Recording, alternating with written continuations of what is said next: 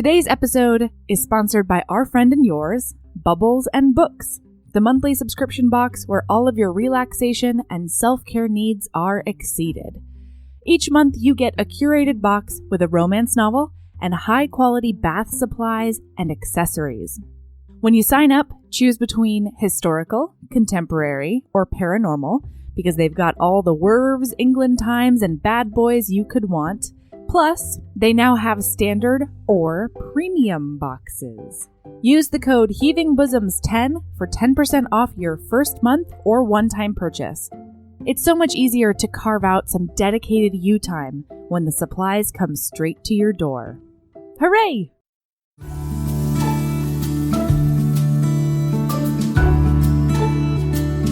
Hey everyone! You're listening to Heaving Bosoms, or as one listener's very wise husband called us, the romance book-loving booby ladies. Yes, yes, yes.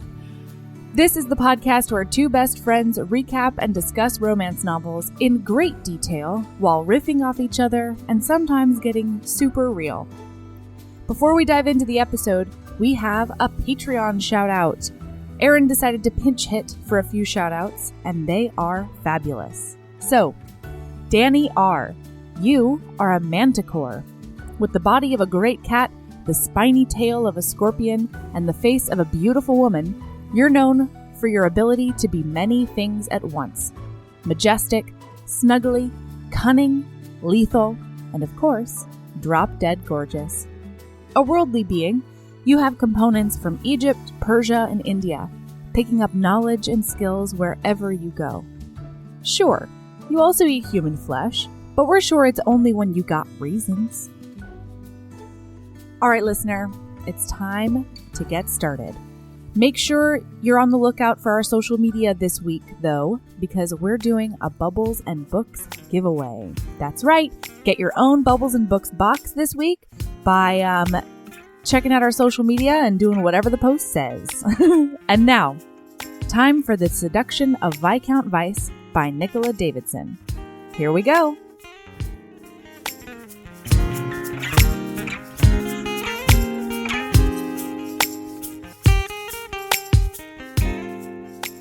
Hi, Erin. Hello, Melody. How the hell are you? Great. Yeah. Living my best life. I got my French press. I got my toast snack. Doing great. You have your whole French press? Yes. Well, because you know how you were like, ready when you are, so I just brought the whole thing in here, so it's steeping right now. It's getting ready to be coffee. Whoa. But don't be surprised if David wanders here trying to find the French press whenever he gets up. It's me like, where the fuck is the French press? All right. Oh, Fair it's in enough. the office. Okay. Yeah, that makes sense. Anyway, no, he's not like that at all. Cool. So what have you been up to lately? Let's see. I was in Seattle. Next week I'm going to be in SoCal. We'll see if I can get over to the Rip Bottoms. I'm not going to be able to. We did the maps. It's so far. You're it's so far. It's like far. hours. So many hours away. Yeah. It's like 3 hours or something stupid. Yeah. But, Yeah. you know, it's possible. It's possible. Yep. How are you? You seem like you're having a terrible morning. Are you okay? You know what? I'm not having a terrible morning. I have just realized that I've kind of descended into some postpartum anxiety that I'm not super happy about. I know. No. You know what? Here's the thing, though. I've been feeling pretty good, like throughout, right? Except that I'm kind of a crazy person. And I hate using that phrase, except that it's just like one of my colloquialisms. But I don't know. We talked about it yesterday because I had my 6-week checkup and she was like, so how are you feeling? And I was like, so I've just been having these really intrusive thoughts about like whether or not Valor is going to wake up. And I just start crying in the... Oh, no. Yeah. And so she's like, okay. Like the midwife goes and gets me some tissues and she comes back. And yeah, like I spent, I don't know, 4 hours 2 days ago Googling SIDS. Oh, God, I thought you meant in the office crying, and I was like, No. Melody, that sounds terrible. No. Oh, no, Googling SIDS for 4 hours? Yeah, and No. I know, and and the crazy thing is, this is my second child. I've been in childcare for my whole life. You know, I know about SIDS, and yet I was like, there must be a new piece of information that I don't know yet. And so I was just compulsively Googling. And then, I've just been reflecting on the past 6 weeks, and I keep on telling Michael things he absolutely knows because, this is our second child. I was sort of pro safe and short-lived co-sleeping. And I did a little bit with Ember, and this time basically co-slept with her the first 6 weeks. And it was I just needed her heart next to my heart, and I don't, Do you want to start over? No. So yeah, it's been I'm sorry, I thought you were just going to be yeah, I spilled a thing and I overreacted. I did too. I didn't mean to make you cry. No, I know. Yeah, I thought I was going to say that too. But yeah, overall, that's the thing, is that everything is really good. And she is so healthy. We went to her 1 month appointment. Everything is good. She's in the 98th percentile for weight because she's so committed to eating. She looks at, she's she has so many chins. I've seen her eat, and she is excited about it in a way that makes my stomach flip over all the way over. I know. Ugh. And she's excited about it in a way that I am excited. She's obviously my daughter. Familiar to you. And my 6-week checkup was great. I just want to note it for the record that the midwife said that my abdominal muscles are knitting together in a very encouraging way. I thought that was going to be way worse. I thought that was good. I thought that was going to be a horror show. No. Yeah, so it's just one of those things where I kind of feel at moments somebody's taking over my brain. And there is somebody. It's called my hormones.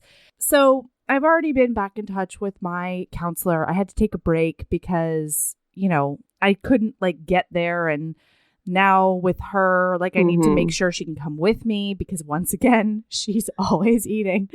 And she's been eating so much, I haven't even really been able to pump very much. So anyway, I'm coping well. I'm just not coping as well as I think I should be, if that makes sense. Yeah. So on balance, things are amazing. Good. Yeah. Let me take a moment to say, hey, listen, you guys, I know you HBs are good people. If any of you email us about what Melody should or should not be doing as a mother of a newborn, I'm going to cut you. I'm going to cut you from the cult. I'm going to cut you down. She will not react well, and it's not okay. And that's my friend. So I want no emails about co-sleeping. I want no emails about boob feeding. 0 zip. Okay? All right. Moving on. I can't imagine they would ever do that. I can't either, but as soon as you were co-sleeping in 6 weeks and blah, blah, blah, you're throwing out numbers. And I was like, no, we're going to get an email that's no, we're not going to get that email because I'll cut you out. I mean, I also I do it in the quote unquote right ways. I have a co-sleeper next to the bed and, blah, blah, blah, blah, blah.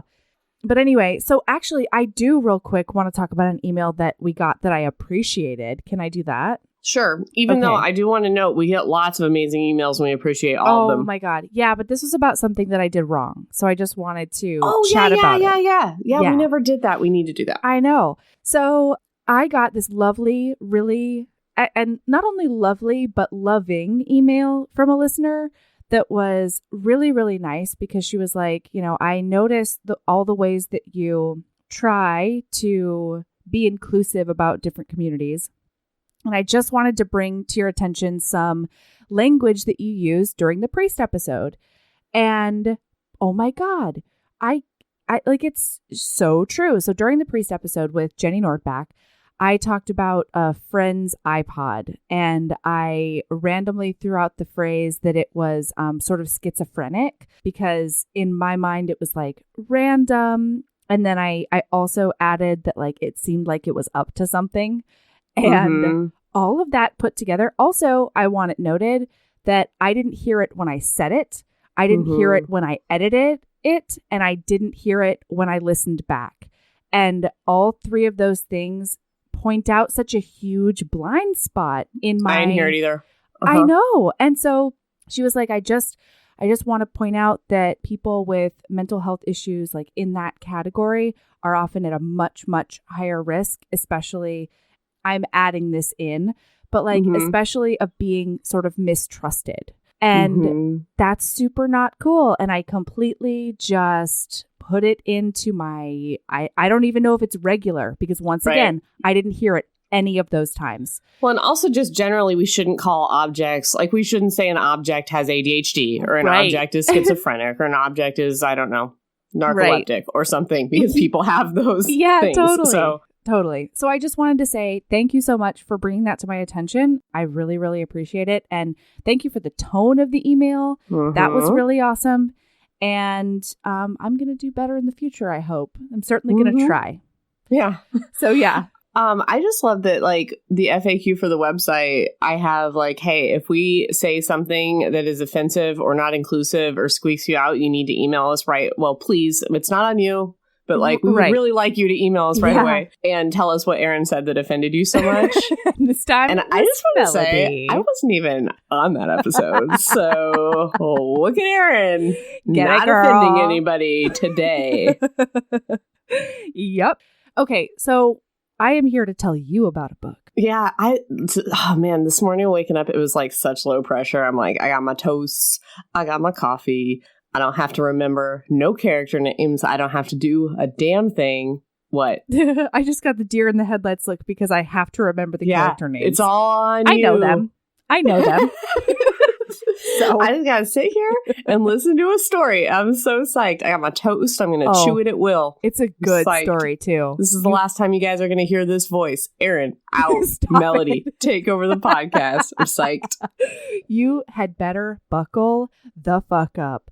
All you're gonna hear from over here is chewing. Stop it. So, all right.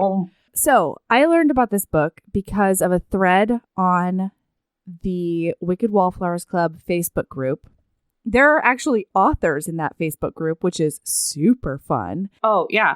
Authors are super, well, I shouldn't say, we have a lot of authors in our Facebook group, but like big fancy authors, very afraid of our Facebook group. They're all over on Wicked Wallflowers. Sarah McLean's in there, Katie Roberts in there. If you want to like rub elbows, is that the right phrase? With authors, go over to the Wicked Wallflowers. Yeah. So there was this awesome thread in the Wicked Wallflowers Club group where somebody was like, I don't remember if it was like, is it sex work that was treated well or something like kink treated well in historicals or something like that. And Sure. Yeah, Nicola Davidson commented about her Fallen series and I'd never heard of it. And then I realized it was 3 novellas and I was like, oh, this is obviously an auto buy because she talked about the last character in it. Who's all into exhibitionism. Ooh. And I was all about it at that point. Just like I'm being an exhibitionist right now, breastfeeding for you. Yeah. Sorry. And you're, by the way, listener, all those little smoochy noises you hear. They can't hear it. I can hear it. So. So they need to know about it? Yeah, I know. She's being silly. Hey, get serious. Okay. So, Fallen is this pleasure club. It's an elite pleasure club. And this is the 3rd book in the series. But any of them can be read as a standalone. So, I jumped straight to book 3 because I wanted to know about the exhibitionism in England Times. I wanted tits out in England Times, as we say. So, it's called the Fallen series. And it's called that because 3 dudes own this club together. Their names are Sin, Devil, and Vice. Yes. Oh, boy. And they co-own it. And guess what, Erin? This one is about Vice. I don't know. Well, yeah, it is about Vice. Yeah. Yes. No. But the club is an anonymous pleasure club. So how do the patrons remain anonymous? No. Shut your mouth. You Take better that baby off your boob. Stoked for masquerade masks. Come on. Sexy masquerade masks. Is it like when they're at a masquerade ball? Because that's when it is appropriate. Do they take them off for sex? You know, I'm honestly not sure because I haven't read the first 2 and it's very much My understanding of the series, but again, I've only read one of the three, is that it's very focused on the couples. You don't see very many scenes of like pleasure clubbing. Or at least you don't in this one. I just don't want somebody coming at me in a bedroom setting with a masquerade mask on. If it is a masquerade party, that's fine. I don't want it in my sex time. That's all. In this book, there are no sexy masquerade masks. That's fine. I have no hard limits here. Please continue. Okay. All right. So it's 1814, Erin. But we are in a time travel book. What? Oh, yeah. You think it's an England Times book, and it kind of is, except it slips and slides into Highlander Times. What? Oh, yeah, because Vice, Lord, I think Viscount Vice, that's the one. Mm-hmm. He's Scottish. Mm-hmm. He's a big, giant Scotsman with his red hair and his giant burly hands and his brogue and, all the things. I love how you said 1814 as if that means a damn thing to me. You could have said 1890. You could have said 1790. I really wasn't talking to you. Sure. I was talking to the listener. Talking to Anne. You were talking to Anne. I was. Yeah. So that Anne will know. Yep. Oh, I'm sorry. Wait. We're not calling her Anne anymore.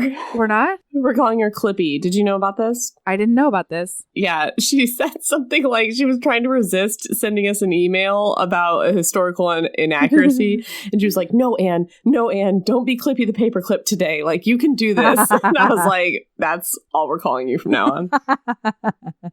Long live Clippy. Okay. Mm-hmm.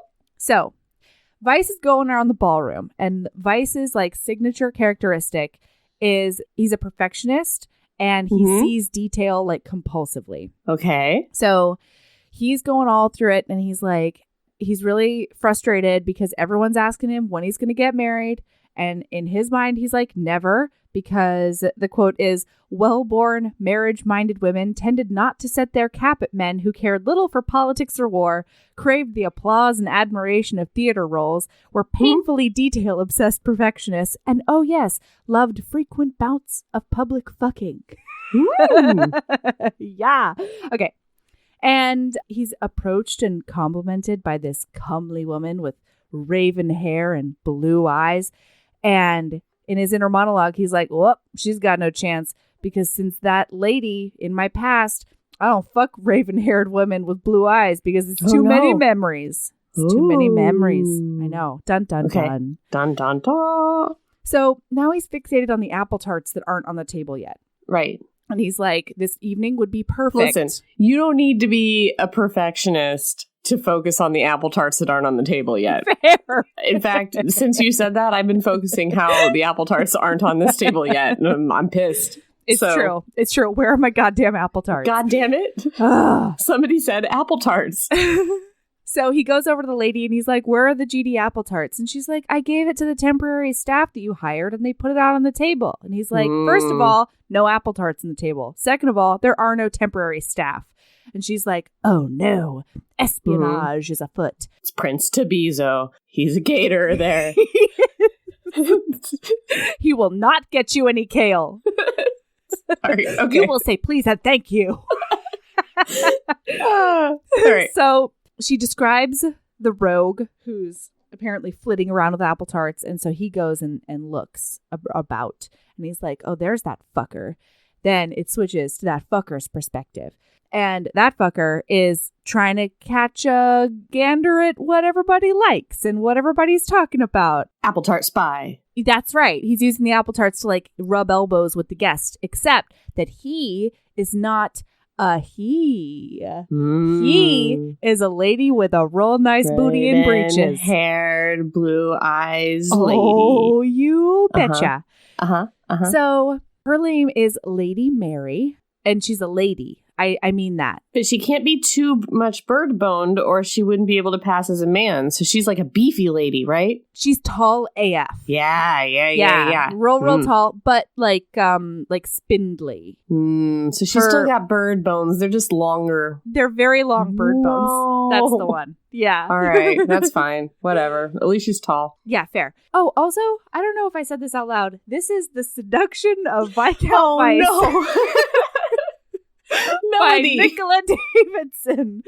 Nicola, I love your work. I'm so Listen, sorry. Hey, listener, if this is your first episode, just understand that Melody has a baby hanging off of her boob. She's having some mental health issues. Like, we're better than this. We're going to be better than this. Just stick with us. And we're going to be okay. We got some obstacles. We do. And I'm pretty sure that even if, it's not, super professional, it's still going to be funny. Yeah, that maybe. Hopefully. But here, also, listener, like, temper your expectations, because me eating toast and Melody breastfeeding during the podcast is also kind of like par for the course. So, A, yes, we can be better, but B, this is kind of what we are. So, right. This is us at our truest. If you're looking for something smoother, we can recommend you some podcasts. Right. Right in. Okay. All right. Okay. Okay. So she is there for trade secrets because her boss of 10 years has moved to London. They've been in Paris. They've moved to London and they want she's to set a madam of a thing. Oh, she's a madam. She's a madam. She a madam. Who is the she you're referencing? The Raven boss? hair, blue eyes. Blue eyes Raven. No, here's the thing. She is an underling. She's a backstage underling. And she's desperately hoping to have her Sexy Times exhibitionist debut. Oh. Yeah. Oh, get it. So the way to do that... I don't think she needs to fake serving apple tarts and dress as a man. I think she just needs to knock on the door and be like, hey, you know how you guys do a show where you fuck in public? Can I be in that? And they would be like, yeah, it's fine. We don't get a lot of highborn ladies asking for that kind of thing. She can't. Because in her mind, she owes her employer a lot. So the backstory that I'll just do right here real quick that we find out in pieces is that when she... I can't do the backstory. Basically, she arrives in Paris with her manservant and GBF, her gay best friend, and he's really, really sick. And her boss saw them on the street. They had just been robbed. Her boss picks them up, gets him medical attention.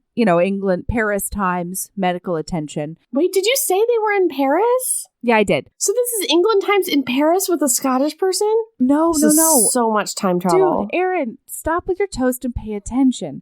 They have moved from Paris to London in order to open a rival pleasure club. Sorry, I thought they moved from London to London. Nah, man. Other London. Across London. Oh, yeah? Across the London time. Good. Yeah. Okay.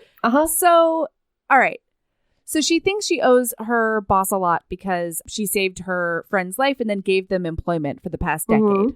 Okay. But for that decade, she's been behind the scenes seamstressing, lugging boxes, being a serf, if you will. And she's like, don't you see these boobs? I can do it too. Yeah, she's like, I really want to fuck other people in your club. Can you please let me do that on stage? And so her boss has told her, if you get me these trade secrets and, the ways that we can make our club different and better, then you can be the star of my show. Dun, dun, dun. Okay. Dun, dun, dun. So then this other buxom, raven-haired, gentle woman who had... Wait, there's two? Well, who had Proposition Vice. Also, it's a sticking point. Lady Mary, not buxom. She's just got dat ass. Okay. All right. Good. Good. I like this. Yeah, she's really self-conscious about her lack of a bosom. If you've noticed, I also lack a bosom, but I do have dat ass, so I'm down for this plot. That's right. Okay. Wow, Melody, I can't believe you said that. I'm just kidding. Okay. So she comes up to Mary and she's like, what's Vice's deal? What's he into? I'd like to bed him tonight. And I want to know, what he likes to do in the bedroom other than have 100 other people watching. And Mary's like, I don't know. And then she's like, you were no help in my attempt to bed that absolutely strapping Scotsman. And then Mary's like, Scotsman? Gots to go. There are only 10 highborn Scottish families, so that dude is gonna know me. And so she tries to hightail it out of there. And then all of a sudden, she gets grabbed by the scruff of her neck. And then she feels a pistol at her side. And then she gets tossed into a side room. She gets pushed up against a wall. And then a very familiar voice is like, what the fuck? But in Scottish. That's the one. Yes. he's like, what are you doing? And she immediately recognizes his voice as her first love, who she hasn't seen in a decade. Oh, she talks about, she describes his scent. Do you want to hear about it? Because I thought it was pretty good. If it's a good scent, then yes. Right. Mary shuddered, tears burning her eyes as an agonizingly familiar scent tormented her senses. Heat and the light sweat of physical labor, whiskey and herbal blend cologne, the delicious combined fragrance that had enveloped her just once before. The day she deliberately surrendered her virginity to the young man she'd loved beyond all, but was forbidden to have, the young man she had used to end an unwanted betrothal and then abandoned. So she lost her V card to this guy? Oh, yeah, and she did it on purpose because she was betrothed to some fuck she didn't want. Oh, man. This is great. I'm into this. Man, what a great morning where I don't have to remember anything. Okay, so she's like, oh no, what do I do? And then she just thinks to herself, I guess I gotta brazen it out. So she lifts her eyes to him and she goes, hello, Ian. Okay, so he's trying not to fall down because his knees are buckled. He thinks she died. Also not to fall in love. Did she fake her death? Did she fake her death? Melody. She didn't fake her death, but her family did because they are the worst. They're ashamed. Yeah. So they gave their virginity to each other because he pursued her and like loved her beyond all sense at 17. And she's also an older lady. She was 19. Ooh. Nice. Oh, yeah. Get it. And he thought they were going to run away together. But in the morning that they were supposed to meet at the same clearing in which he fucked her senseless at least 4 times. Whoa. And he was a virgin. This Duke is a virgin. This Duke and he fucked her was a senseless virgin. Four times under a tree. It was a long day. Oh, so this isn't okay. But that was the day that he lost it, and that's their first time. Yeah. Yeah. Okay. All right. Yeah. No, okay. We're good. Well, okay. He might have like gone down on her one time. Sure. He might. There was some dallying as well as the fucking. All right. Fine. So he's trying to interrogate her about what she's doing and spying, and she's just like talking dirty to him about their first time together, trying to distract him. And he turns the tables on her a bit and starts seducing her, and they talk about how he's fully in favor of her legs and backside being on full view in breeches. And then she says she's really sorry and knees him right in the balls, dropping him to the floor and runs away. I'm into this scene. However, what a bitch move is it if somebody has thought you're dead for like 10 years or whatever to be like, yeah, but check out these boobs and check out this butt. Like, that's a bitch move. She was grasping at straws. And Also, I mean, she was manipulating, but there was also a big giant kernel of truth in there because we'll find out why. Okay? Okay. All right. Okay. All right. I'm just listening. Okay. So I'm the next just here morning, for the story. Let's do the podcast like this all the time. This where is great. I tell you. Where you just tell me about books you read. Listener, write in and tell us, is that better? Nope. Don't do it, listener. We'll fight. We'll be like the dollop of romance novels where one guy just listens and makes comments. Okay, so she's telling her manservant and his partner, Olivier. So Ramsay and Olivier are 2 shining stars in this story. They're side characters. They're delicious. Ramsay is her giant Scotsman manservant from when she was super young. And Olivier is the French boyfriend that he found in Paris. And they all work at this pleasure club together. So she's telling him all about last night, and Olivier, he's really intuitive, and he's like, hold on. Ramsay's like, she might break her 10-year abstinence, which on first read, I completely skipped over. So I didn't read. I think you'd be like, I read the words 10-year abstinence, and I passed out, and I woke up, and I didn't know where I was. I woke up just completely discombobulated. And I was like, what happened? And then I looked at the page and I saw 10-year abstinence. And I thought, oh, that must be what I read before I lost it all. Yeah. And then everything was black. And then I just panicked to the point that I passed out. Okay. So then Olivier is like, hold on. How did you get close enough to his balls that he didn't have time to shield himself? Like, you must have been very, very close to each other. That is a great point, Olivier. I know. Yeah. He clocked that from like 32 yards. Uh-huh. All right. So she's like, no, just no closeness, nothing at all. And then her employer walks into the room and is like, so you're going to get more info for me? And she's like, yeah, I'm going to go be a footman again. And Yvette's like, I mean, I guess you can use that tall, spindly, not attractive body as a man by doing this espionage for me. She just negs her so hard the whole time. Nope. Yeah, they have a really, really dysfunctional relationship. She'll by turns neg her, and then she'll be like, after all I've done for you, you're really gonna ask me a question about this? Or like, I can't believe that you're thinking about doing that after all I've done for you. I'm imagining Angelica Houston in Ever After when she's like, after all I have done, after all that I do. It's true. You know the scene. I do. can do that whole movie. All right. Okay. Man, I need to watch it again. Jesus. So yeah, it's her lack of curves that Yvette really doesn't like. She's got booty curves, but butts aren't in yet. That's the problem. She needs to be here in 2019 when it's all about butts. She does. All right. So she's going to be a footman that evening. And we find out it's at a party that Vice is attending with his mama and sister. Ooh. Of course it is. Yep. We get his side of the backstory.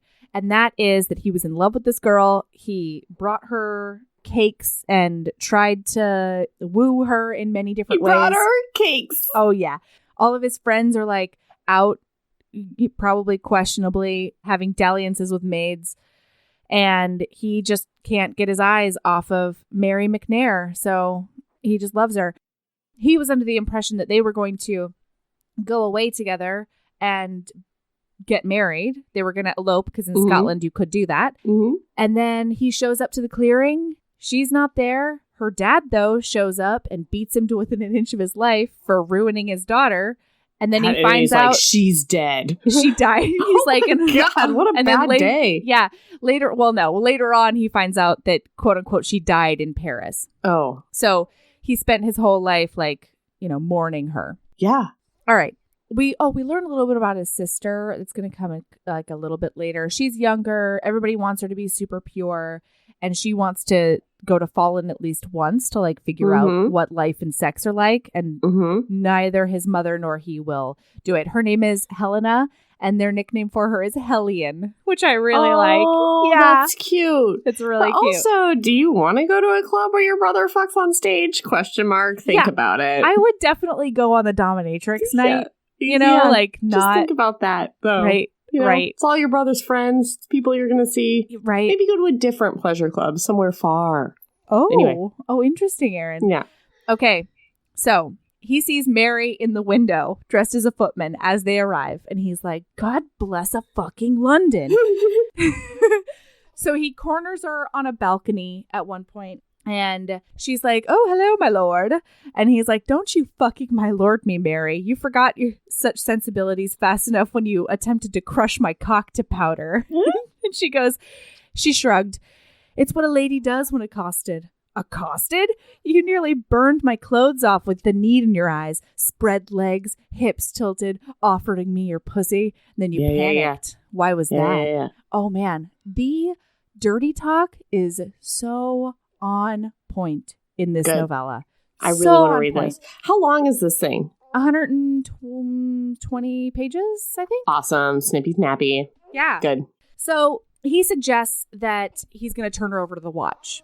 And she's like, oh, man, before he does that, he needs to prove that I'm a woman to the entire assembly. And so she starts getting really turned on thinking about him dragging her inside and ripping off her clothes and then fingering her just to show everyone she has a pussy. Like, this is what's good. The last step went real far. No, she is into it. Okay. And then he calls her a witch and then kisses her senseless. Oh my gosh, that's like my utmost fantasy. I know. Somebody call you a witch and then smooch you. He's just always calling her a witch. It's so nice. Yeah, love it. And then he finds out she made the breeches and that they're really good because they quote unquote have to be stage worthy. And he's like trying to put the pieces together and he can't figure it out. And then he outs her to her boss, being like, this servant sucks and gets her kicked out of the party.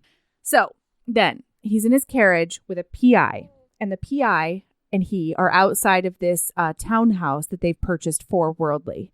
And he's like, this is where they are. I don't know what they're doing yet, but it looks like they're setting up some kind of business. And he's like, all right, well, thank you. I'm going to go in and interrogate her. So he goes up. Yes. So he starts going up the steps, and Ramsey's there.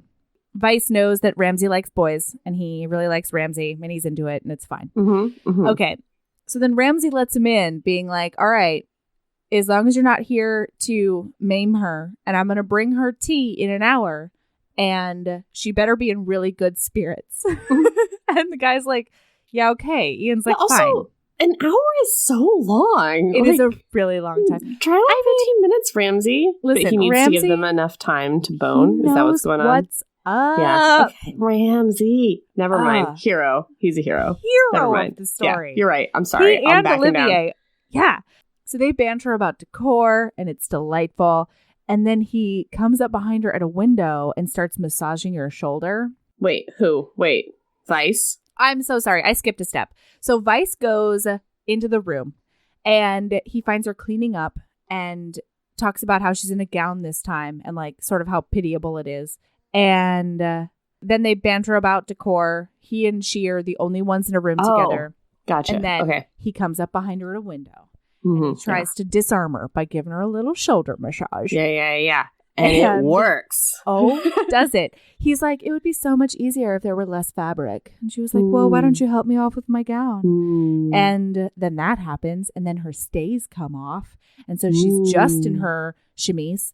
And eventually she sits up on the window seat and like goes to undo the ribbon. And then she's a little worried. And she sort of stops because, once again, her boobs are small and she hates them.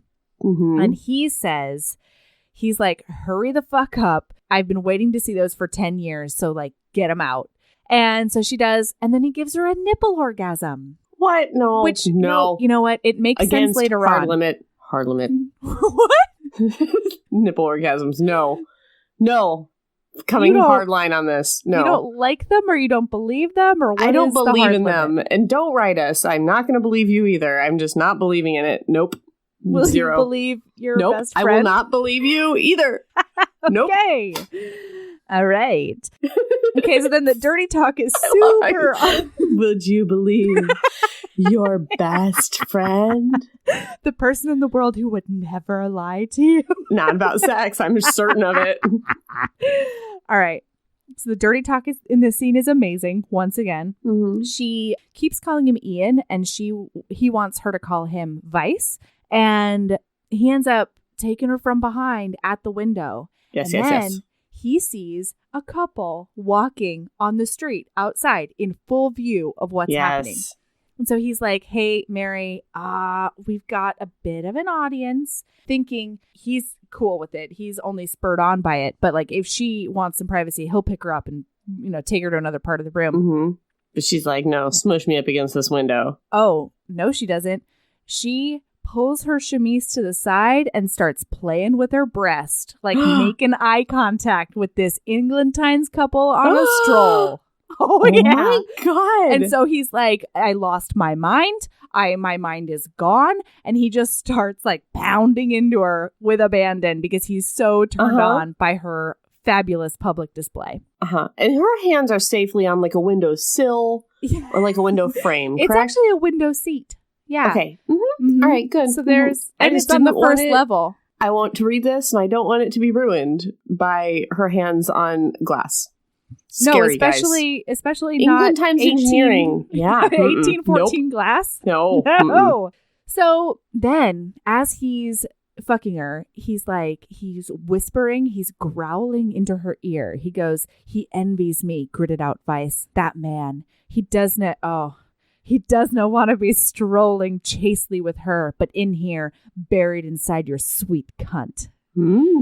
This book also gets like 17 Heaving Bosoms gold stars for the use of the word cunt. Oh, congratulations. What's the author's name again? Nicola Davidson. Congratulations, Nicola Davidson. You are now up with our other two cunt awards, Talia Hibbert and Tiffany Rice. So you're the third winner of the Heaving Bosoms Cunt Award. Oh, and Jenny Norbeck? Yeah, Jenny and I gave it to Priest. So. Oh, right. Oh, us and Sierra Simone as well. That's right. And I'm sure You're Jenny in deserves amazing one company. Too. I think we should also. Yeah, so number 5 is you. Yes. So during their interlude, she like slips up that the club needs to be open like in time. And that's the only way that she's ever going to get her chance. And those are the only 2 other clues that he kind of gets. I'm sorry. I just made a great face, but can you... I'm sorry if you need to cut this, but what if we put on the website, like, in the thing, like, you know how there's a drop-down menu? Could we make a drop-down menu for the Heaving Bosoms Cunt Award? Yes! I don't know. I'll have to think about it. It's pretty profane. No, how did we not do this before then? I don't know. We just put the 5 names up there. It was like the honorees, put little stars next to them. Yes. Awesome. Yes. Okay, sorry, keep going. Cosign. All right. Okay. So, cut to the next day. She's in a sex toy warehouse. There are jade cock rings, like everywhere. And she's a little worried that she's going to get crushed under a giant display of jade cock rings. Fair. And she's with Ramsey and Olivier. At one point, Olivier is like, I don't know why you're so loyal to Miss Yvette. You should choose love, he keeps saying. Choose love, everyone. Choose love. Choose love. All of us. Choose love. Yeah. And then they send her to get some food because she's super dead on her feet. And on the way back, she runs into the 2 other dudes' wives. And the only thing that's important about this is that A, they're super fun. Can't wait to read their books. And 2, they invite her to dinner. Won't you please, Lady Mary, come to dinner at the house we share with Vice. They all live together? I think so. It's fucking adorable. It's my goddamn dream commune. Pleasure club. All right. Well, 18, 14. Can I just say, like, I like these books about pleasure clubs. However, I often think about how stinky they probably are. I'm just moving on from that, but I just feel like it's smelly in there. I feel like it's smelly. I think that there's some potpourri action. But that's worse. That's just like the stank with some flowers on top. True. True. Fair enough. Anyway, it's something I think about a lot. Moving on. Peek into the brain of Erin. Yep. I often think about the smelliness of different situations in romance novels. Nice. This is one of them. All right. So she shows up, and Vice hasn't been warned. And then he loves the way she looks, but one of her combs is off. Like it's not at the same level as the other one. And she notices him looking at it and then asks him to fix it so that it doesn't bother him all night. Like she remembered that detail about him, and it's so, so adorable. So he pushes her up against a wall to adjust the comb, because how else? Yeah, you can't. Yeah, you need to brace her against something, or else her head could move around. Yeah, she needs something. Myriad things could happen. Yeah, she should really just be encased between a wall and your burly chest. That's the only way that frankly, it's the only way I want my hair done anymore. Yeah, fair. Yes. Like, how do I? If you are a salon that offers this, email us. You're a salon that offers a Highlander to pin you up against a wall before doing barrel curls on your hair. That's what I would like. Yes. That's all I need. Thank you. Perfect blowout. Email us. Dry bar. Take a note. Yeah. Right? The blowout zone. The blow. You need a new business model. The blowout wink emoji. Yeah. Oh, boy. Ooh. Howdy. Yeah. Erin, I went there. Okay.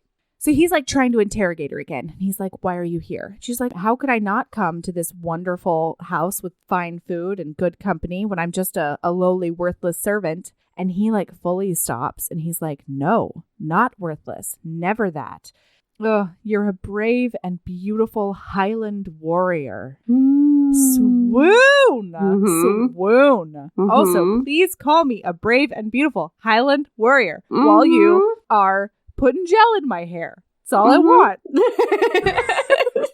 Thank you. That's great. Okay. So they have a wonderful dinner, and at dessert, she doesn't have any. She's obviously like looking at it forlornly. And they're like, why aren't you having any dessert? She's like, I'm watching my weight. And they cannot figure out why, but they also just like let her skip it and not say anything else. So then one of the ladies is like, hey, Vice, why don't you take her on a tour of Fallen? You know, go on through there and show her your pirate ship. What? And that is not a euphemism. No, yes. Yes. So, just FYI, let's review. This could be an England Times book. A Pirate Times book. A Highland Times book. This could be a Pirate Times book. Also, he has herbal cologne, so... This could be an herbs. Although, herbs. You do not want to skip a moment of this one. Mm-hmm. Yeah. So, he takes her in, and he gives her a tour. And they talk about, like, staging a show, and he lets slip, like, how much the audience truly spurs him on and, like, turns him on and all of that. And then she knows that it's going to be their last night together, basically. Why? Well, because she's going to be opening a rival pleasure club and he's going to be super fucking pissed about it. No, that sounds like the perfect enemies to lovers. That sounds perfect. Yay. Well, you rival know, pleasure clubs. Yeah, I was thinking about it. This is kind of a second chance and a little bit of an enemies to lovers, at least on his side, begrudgingly, because he's like, all you do is lie to me and leave. Yeah, that's fair. Yeah. But she's like, show me how you would stage a show. Yes. So then they play Pirate Queen and her first mate. Yes. Oh boy. Oh boy. So she's like, how does one get a little... Oh, there's a pirate throne too. Yep. So she sits down upon it and she's like, how would one get a little service around here? And he's like, well, I guess all you'd have to do is command your first mate. Yes. And she's like, I don't know, by saying, lick my pussy. And he's like, oh, no, there are several hundred people in the audience right here. You need to spread your legs out, put one over the arm of the chair, and then say it so that the people in the back can hear. Use your diaphragm, madam. I love this is like a dress rehearsal, and he's like, listen, you need to cheat out with your vagine and also project. Make sure the last person in the last row can hear you say, lick my pussy. That's right. And she's a grandma in that back row. Yeah. Use your diaphragm. Come on. Come on, Mary. Yeah. So she does. And as the lead up to the show, they banter and she asks why there's only one throne. And he's like, well, it's sort of a solo job, you know, since there are he goes, there are so few who want to pillage and plunder as a couple. Erin. Yeah. Erin. And then they use that pirate metaphor to talk about how if they got married, the adventure wouldn't die because with the right pirate, he would always want to work together. I know. I know. Marriage. I know. But it's starting to ruin the sex for me. What's happening now? I'm so sorry. So he goes down on her like a champion. Good. And then he lifts up her legs and does a little rimming action that she is surprised by and into. In the pirate throne? Okay. Yeah. All right. Yeah. Thank you for the description. All right. You're so welcome. And then once he can't stand it anymore, he switches their positions, puts her right on the tip of his penis, and then he's like, say you're mine. Ooh. And she tries to protest, and he's like, say it. And so she goes, yours, I'm yours. And then he just thrusts into her, and it is wonderful. You know, I'm usually not a big fan of Say You're Mine. Me too. But I feel like this is one where I would be a big fan of it. Oh, yeah. Because basically what he's saying is, say you're my pirate queen. Erin? I'm your pirate queen, Melody. Yes. I will absolutely say I'm your pirate queen. Oh, I love it. Okay, so then. Oh, that's the other thing. I'm sorry, I have to skip back. Because earlier, when he was teasing her, like before he actually started going down on her, he was like, I want the audience to get all their money's worth, so we really have to drag it out. In fact, why don't I go find another lady to pleasure while you like think about whether or not you want to really command me to go down on you? And she's like, oh no. And she grabs him by the hair and she's like, you will not pleasure anybody else forever, or I will take a skillet to their skull. Like if they want to do anything but watch, they're going to get a skillet to the skull. And he says, there's my Highland lass. Oh. Yep. But also, that's not cool in reality. Don't no kill skillets, people. No right? skillets, guys. Like, it's jealousy not worth is toxic. Don't do that. It is. Yeah, trust and trust yourself too. You know, you're worthy of his undivided attention. Yes. You're cool. You're cool. Okay. The This has been the Bing Boom Bong After School Special portion of the podcast. Right. That's correct. Okay, so the next day, he is in a great mood. He's clicking his heels. He's singing a tune. He can't stop whistling. Because they spent the whole night after the pirate ship. They went up to his quarters and they spent the whole night in each other's arms and making the love in different ways. You couldn't say it. You couldn't say it. You couldn't do it. I tried. Chickened out at the last moment. I love that you're okay with the section of our website called the Heaving Bosoms Cunt Award, but you can't say making love out loud. It's incredible. It's just incredible. Oh boy. Yeah. I can only be me, Erin. Really? Mm-hmm. Okay.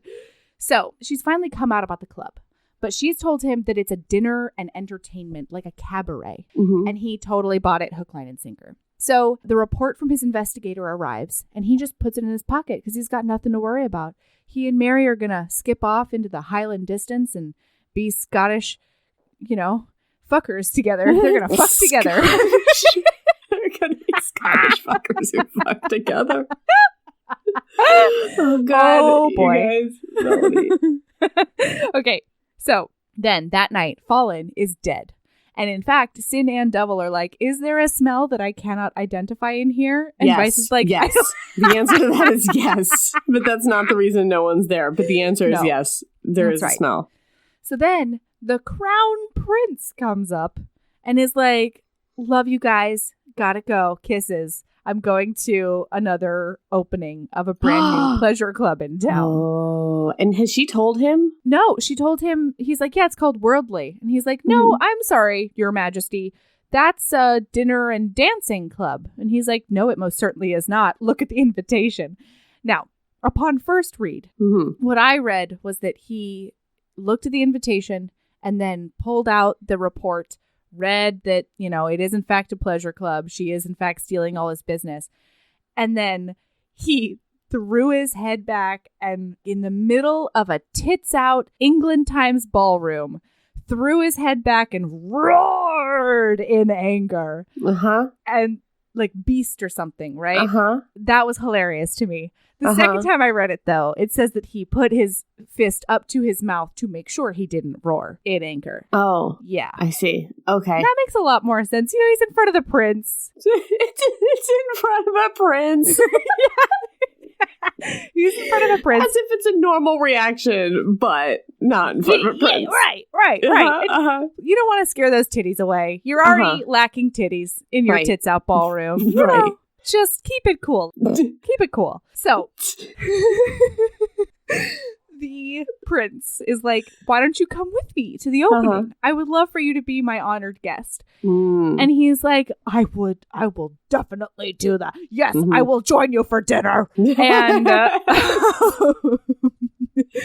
yep. And then he's like, also, they stole your bit about the masks. So we're going to need masks because I couldn't possibly wear my Fallen mask to Worldly. So he gets him 2 masks and they head out. Now, we cut to Mary's perspective. She's overseeing things. Things are going well. She is excited for her debut. And then she looks outside and she sees Hellion coming up the path in a peach gown and a mask. Yeah. His little sister. Yeah. See, she took my advice. She did. I know. You're so smart. Yeah, I'm pretty smart. Yeah. So she grabs her on the way in and she's like, you gots to go. And she's like, I will do no such thing. Yeah. So then she's like, well, at least help me get ready. You can watch the show. You can watch your old friend get fucked by a highwayman on the stage.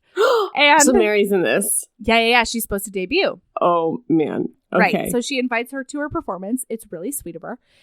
And they go to get ready. Is it? You know what? Weird. Shut your a mouth. little bit weird. I feel like it's a little weird. Because, she's gonna, marry your brother, probably, and, But she doesn't know that. And, in fact, she feels terrible. She thinks that they are done. She's like, I've lost the love of my life again because of my goddamn choices. And so none of this is even that exciting because she's as if he's not going to come down there. 100%. If he finds out that this pleasure club opened, which he's going to. I mean, he's also, somebody's going to come down and be like, you would not believe this blue-eyed, raven-haired, big-butted lass that gets all kinds of done up on the stage. Yeah. And he's going to be like, God damn it, that's Mary. Like 100%. There's no chance in the world that he doesn't come down and see this show. It's so true. It's so true. All right. So she's like, you can stay for the show and then you got to go. And they come to that agreement. So they go into her dressing room and they're getting ready. She has sewn padding into her corset so that it looks like she's got boobs. Or at least we've all been there. Oh yeah. Oh yeah. Completely. The water bra was my go-to in high school. Oh yeah, I did. Oh yeah. I had to do it. I just had like the stuffing. Oh, yeah. I had the stuffing. The push-up bra. Yeah.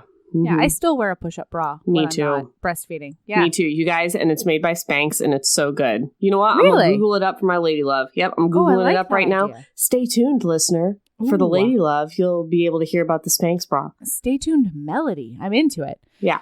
Okay, so they're getting ready, and then Yvette comes in. And she's scolding her about like being late and getting ready faster. And she's always just scolding her for no reason because Yvette has been eating bonbons and they've been doing all the work to get this house ready. But I digress.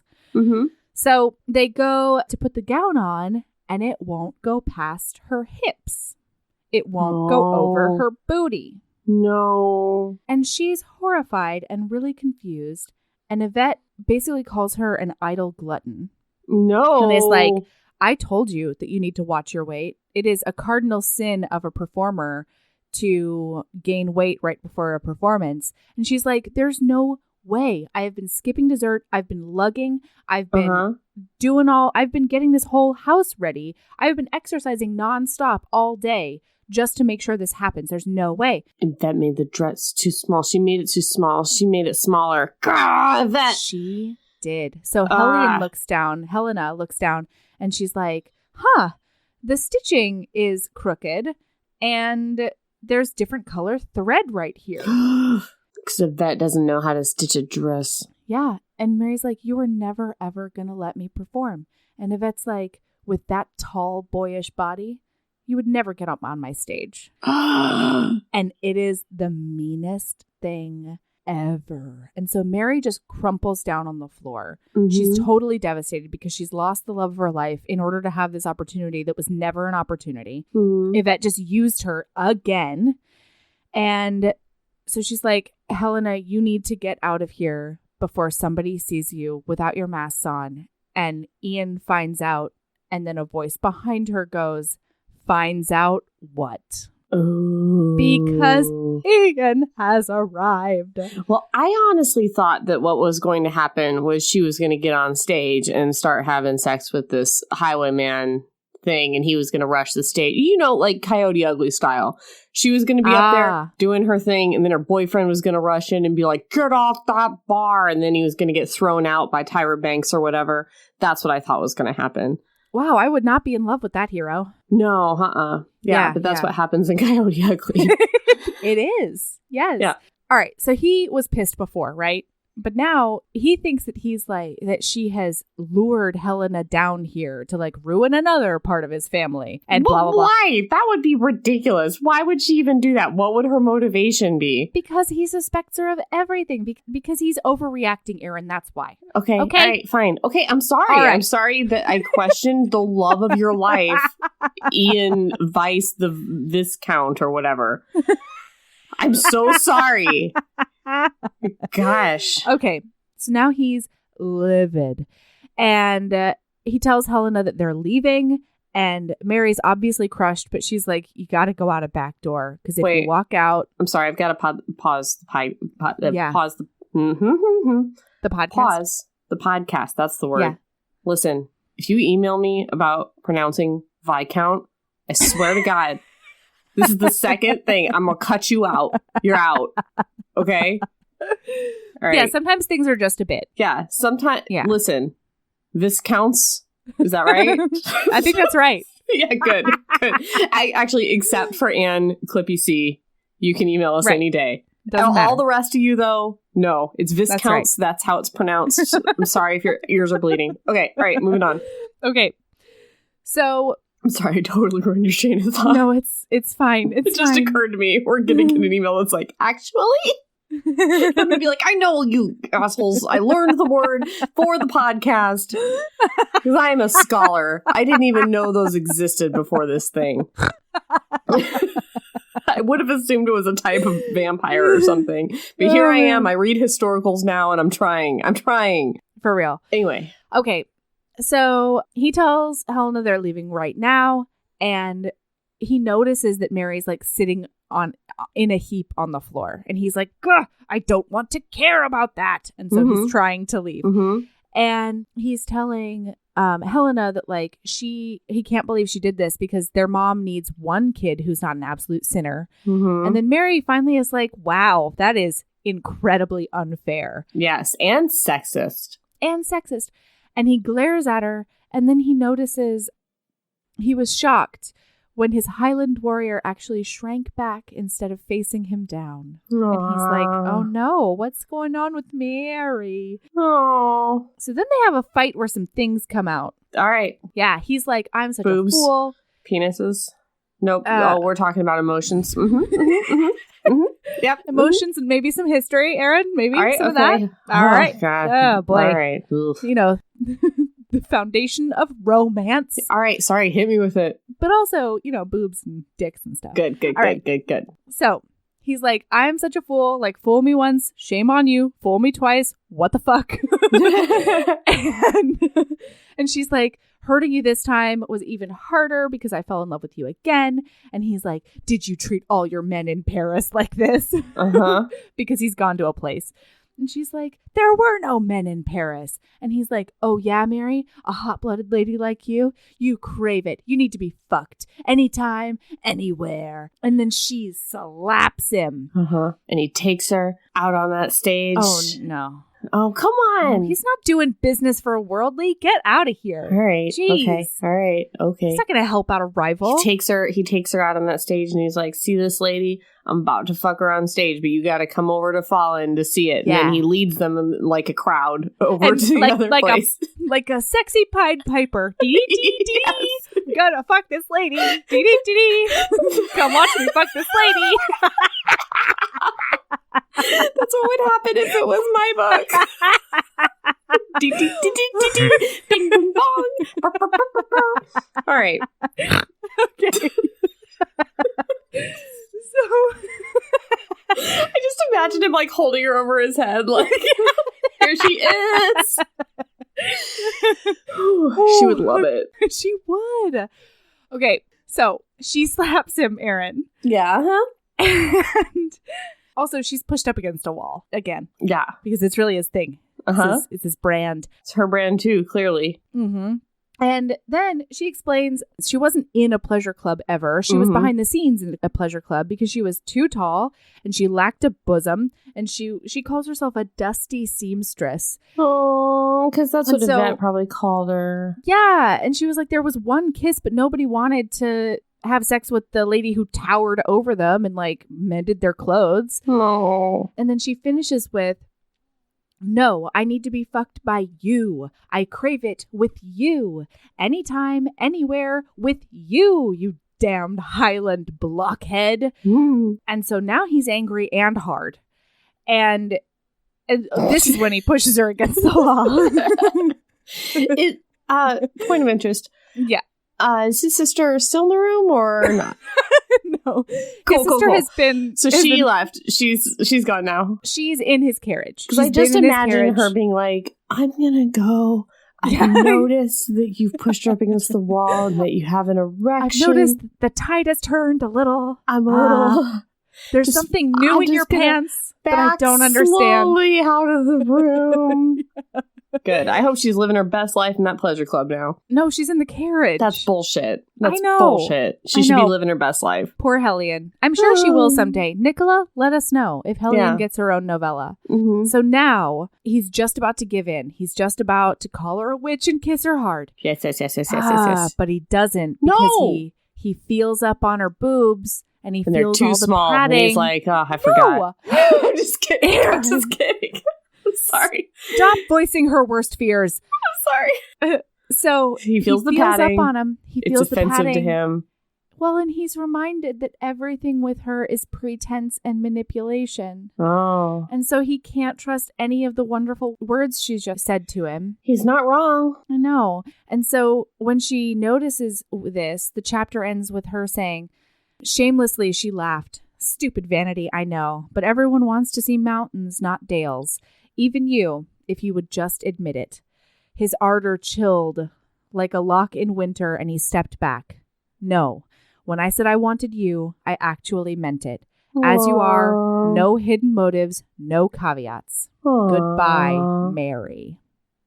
Ooh. Erin, how are they ever going to get together? I don't Erin, know. how does it? I think it's hopeless. I don't know. No. But I bet they do. I bet they do, because it's a romance novel and you don't have to worry about it.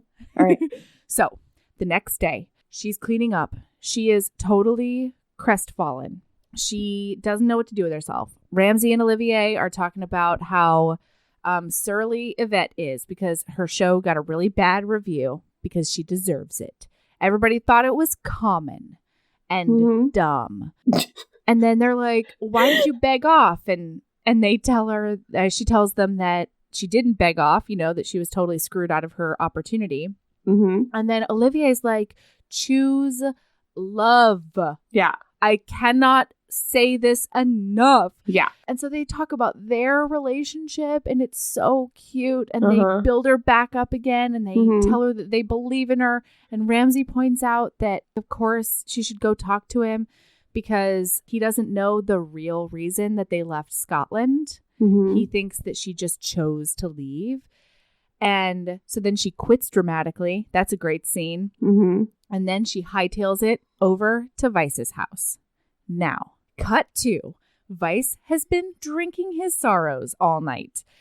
And then he gets busted in by his entire entourage plus his mother.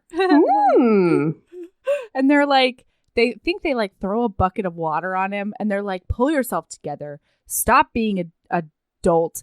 Cook has made your favorite meal.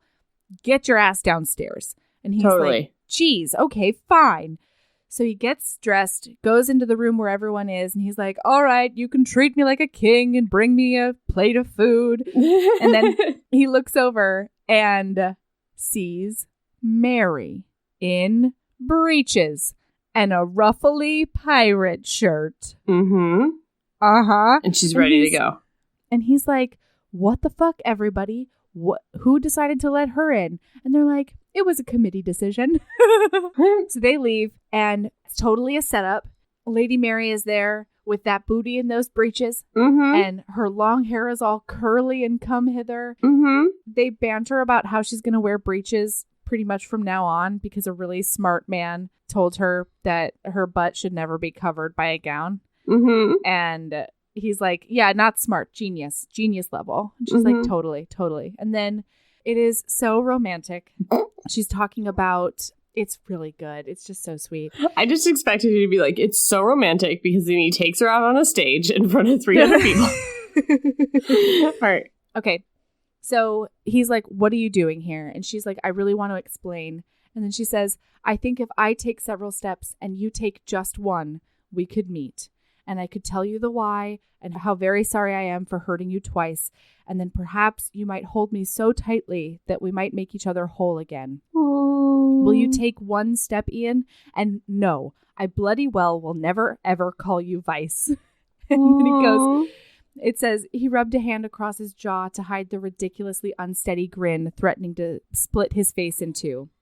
Even humbling herself, his courageous Highland lass, his beautiful contrary Mary, was a warrior until the end. And so he takes a step and then another, and then she sprints towards him and gives him a bachelor hug. And then he notices that all of his pals are still out in the hallway, so he takes her into a carriage to somewhere else, and they start talking, and she tells him all about what happened when she was young. How this dusty old English lord was vying for her hand and like negotiating it with her father since she was like 16 or so. And then in all that time, she's being pursued by this lovely, like doe-eyed, beautiful Highland boy. and how she really, really loved this Highland boy and hated this lord. And then when her father and this really like traditional gross, English lord announced that she was supposed to be engaged, that's when she met Ian out in the clearing, and basically they seduced each other. She was fully prepared to go to wherever you go to elope in Scotland. There's a place that we're going to get emails about. It starts with a G, I think. Gretna Green. Don't email us. Gretna Green. Email us. I did it. I did it. We got it right. We got it right.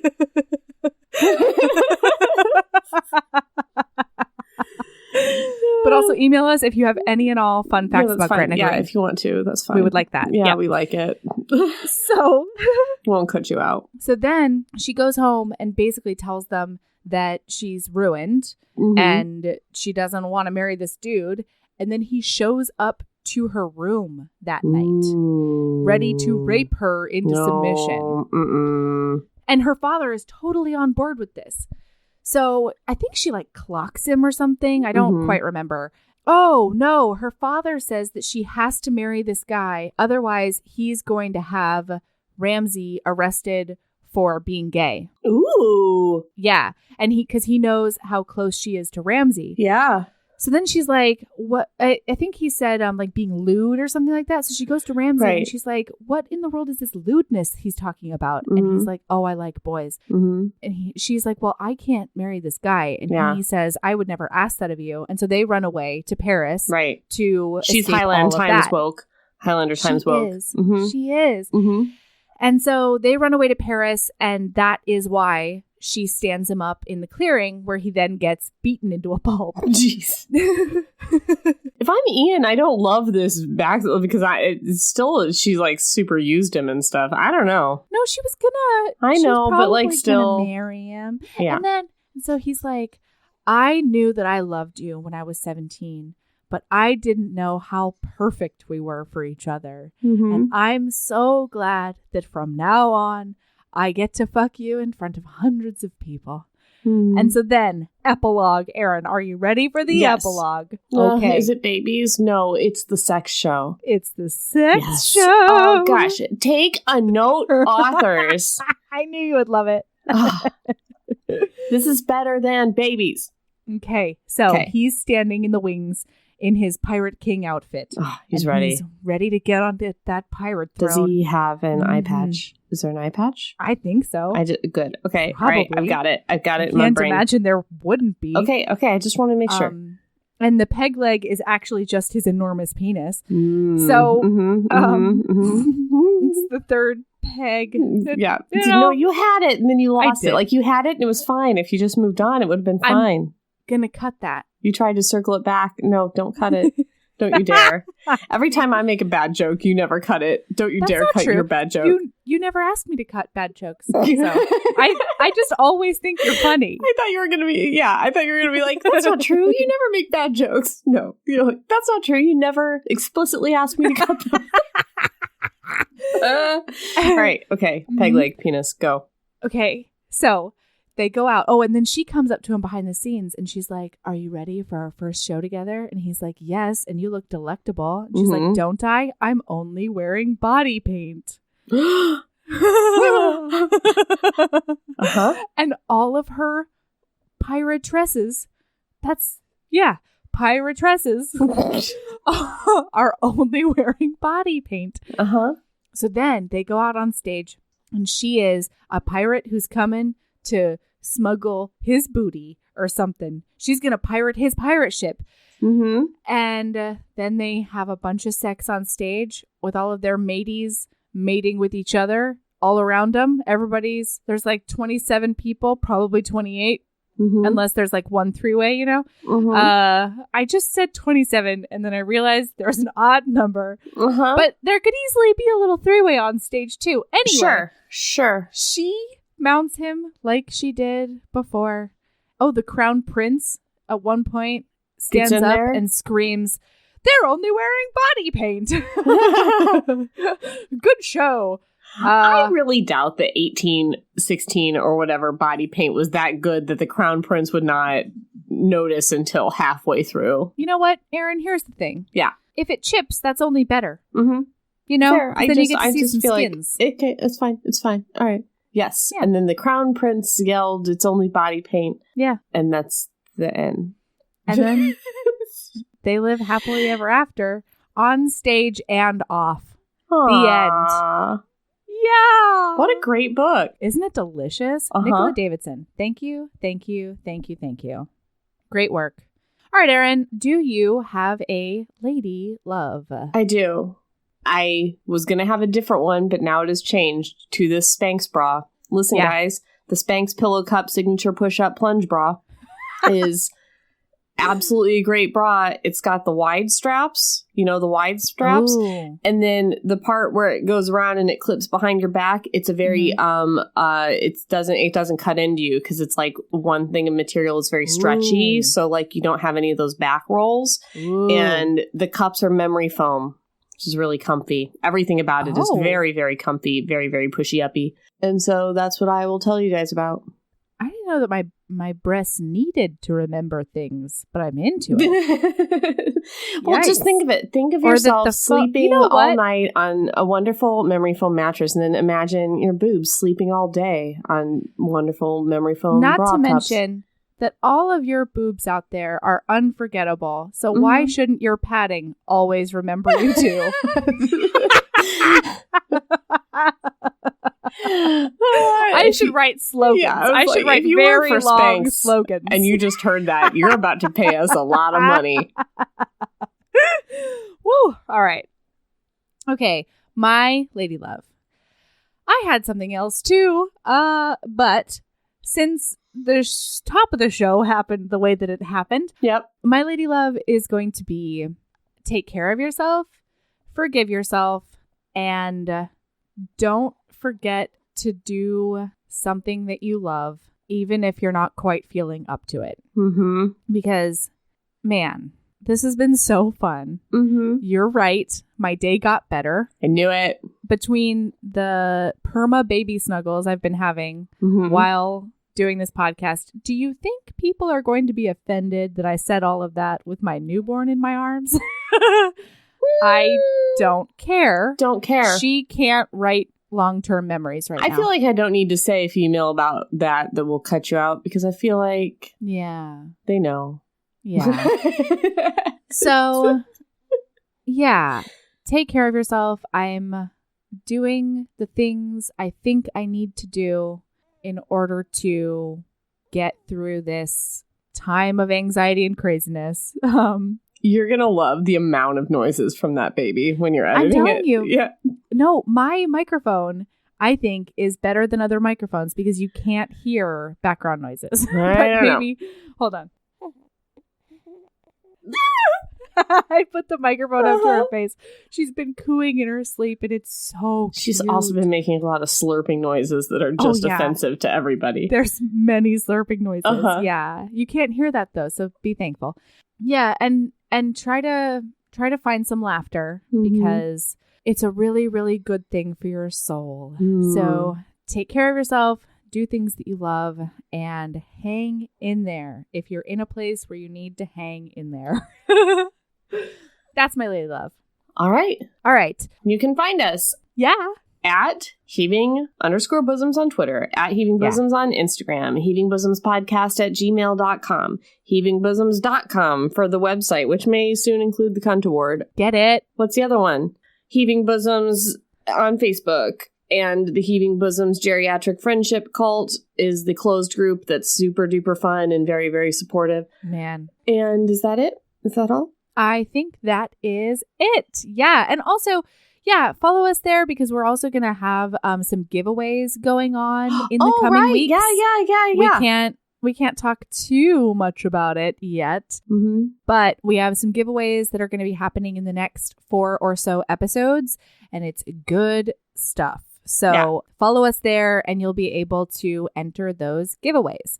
Oh, and also, we never say this and other podcasts do, and I feel like it helps. So if you're not subscribed, just hit that subscribe button on whatever podcatcher you use. They're subscribed. You guys, but if you're not subscribed, what are you doing? What's happening with you? Right? What's going on why in your life? Why are you working so hard? Why are you going on every week to affirmatively press the button to download the podcast? That makes no sense. That. No. Yeah, automate that shit. No, we have smarter listeners than those other podcasts you're talking about. Probably. And we just reached 250 ratings and reviews. And so, first of all, thank you. Thank you for making us the most reviewed romance podcast on iTunes. I believe that we can say that. We are. Yeah. We are 100% the most reviewed podcast. And if you haven't reviewed yet, join the party. We're still taking the bribes. It might be a couple years before we get to your book, but we're still taking the bribe. Give us a 5-star review. We'll do the book you tell us to do. Eventually. Eventually. Yes.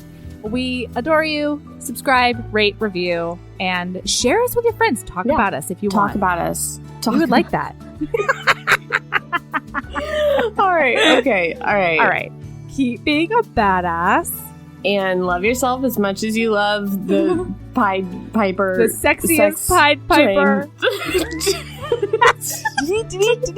We're going to fuck this lady. Follow me. Come watch us fuck this lady. Love yourself as much as you love that, which you do. All right. I love you, Erin. I love you too. Bye.